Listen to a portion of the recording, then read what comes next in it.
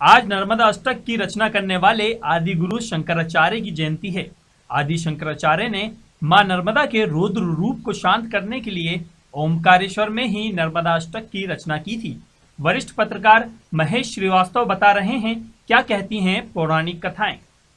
मुझे लगता है कि आपने जिक्र किया होगा, आदि शंकराचार्य ने वो जो नर्मदाष्टक लिखा और जो सरकारी विज्ञापन का स्लोगन सौभाग्य दुर्भाग्य से बन गया, तुदीय पाद पंकजम नमामि देवी नर्मदे, उसका किस्सा क्या?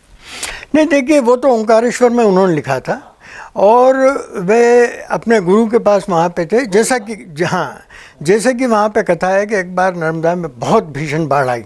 अब वो तो पहुँचे हुए पुरुष थे और सिद्ध पुरुष थे वो, जैसा कि उनके बारे में कहा गया है। तो एक कथा तो ये कहती है कि उन्होंने जब ये नर्मदा की स्तुति लिखी तो उसके बाद पूरी नर्मदा को जो बाढ़ आई हुई थी उन्होंने अपने कमंडल में ले लिया। और दूसरी ये कथा आती है कहीं कहीं पे कि उन्होंने जब ये स्तुति की अपने नर्मदा उतरने लगी थी, क्योंकि वो वहाँ तक पहुँच गई थी जहाँ पे उनके गुरु की कुटिया थी और वो गुरु समाधि में अपने लीन थे।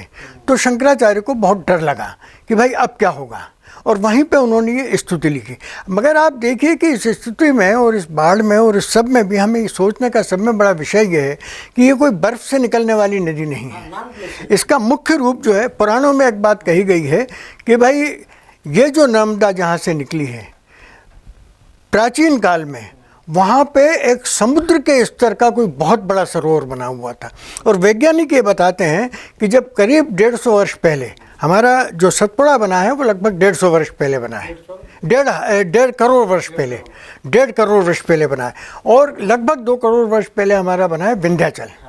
और इसमें जो जब भूगर्भीय विप्लव हुए और ये मैखल माने कैदानी की तरह जो श्रृंखला बनी, जिसे मैकल पर्वत अपन कहते हैं, ये जब वहाँ श्रृंखला बनी तो उसमें हुआ क्या कि नीचे जो सारी चट्टानें थीं उनमें इस प्रकार का कोई विचलन हुआ और बड़े बड़े वहाँ पे गहरे भूमि के अंदर भी बन गए और भूमि के ऊपर भी बहुत बड़ा तालाब बन गया। ये नर्मदा पुराण में भी इस बात का उल्लेख आता है, वहाँ बहुत बड़ा बन गया। किंतु ये जो आपके नर्मदा घाटी कहती है, ये वास्तव में क्या है कि यहाँ अरब सागर का पानी, ऐसा लोग मानते हैं, वैज्ञानिक लोगों का कहना है कि पहले इसमें अरब सागर का पानी भरा हुआ था। और इसमें जो अरब सागर का पानी हुआ था तो करीब ये जिसे गोंडवाना लैंड बनने का समय लोग कहते हैं, जबकि ये भारत के साथ आपका अफ्रीका भी, दक्षिण अफ्रीका भी मिला हुआ था, ऑस्ट्रेलिया भी। जब ये बहुत बड़ा भू विचलन हुआ, उसमें क्या हुआ कि उसमें भू संरचना की में बदलाव हुआ और ये जो पानी अरब सागर का था वो तो उधर निकल गया और ये नर्मदा का प्रवाह जो वहाँ पे बहुत बड़ा एक समुद्र प्रकार का सरोवर जो बना हुआ था, उससे नर्मदा का सारा प्रवाह वहाँ पे निकल गया। और इसकी प्राचीनता का आप देखिए, आप गए होंगे कभी तो घुघुआ नेशनल पार्क है हमारे यहाँ मंडला ज़िले में, वहाँ पर जो वनस्पतियाँ पाई जाती हैं, हाँ, फॉसिल जो पाई जाती हैं, वनस्पतियों के फॉसिल्स हैं, पशुओं के फॉसिल्स हैं, पक्षियों के फॉसिल्स हैं। आप देखिए अफ्रीका में जो जानवर, जो खजूर वहाँ पाया जाता है, उसके फॉसिल्स वहाँ मिले, सुपारी, नारियल, इन सब ये सब के फॉसिल्स वहाँ पे।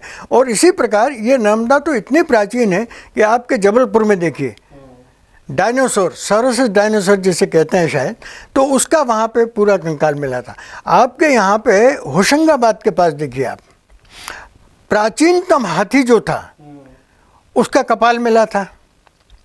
और एक स्थान पर तो, जिसका मुझे नाम अभी याद नहीं आ रहा, मानव के सब में प्राचीन खोपड़ी मिली थी, जिसको बाद में तब बंगाल की एक साइंस सोसाइटी को भेजा गया था और वो वहाँ से गुम गई। मेरा ख्याल ऐसा है, मैं प्रमाण से नहीं कह सकता कि उसको जानबूझ करके गुमाया गया, क्योंकि वो बात सिद्ध करती थी कि मानव का जन्म यहाँ भी कहीं हुआ हो सकता है। द सूत्र की खबरों को देखने के लिए प्ले स्टोर और एप्पल स्टोर से डाउनलोड करें हमारा ऐप द सूत्र। आप हमारी खबरें thesutra.com पर भी देख सकते हैं। Social media platforms Twitter, Facebook और इंस्टाग्राम पर भी हमें फॉलो कर सकते हैं। साथ ही यूट्यूब पर भी हमें सब्सक्राइब करें। यदि आपकी नहीं हो रही कोई सुनवाई और आपके पास है कोई खबर, तो हमारे व्हाट्सएप नंबर 700000244141 पर भेजिए और बनिए हमारे सूत्र।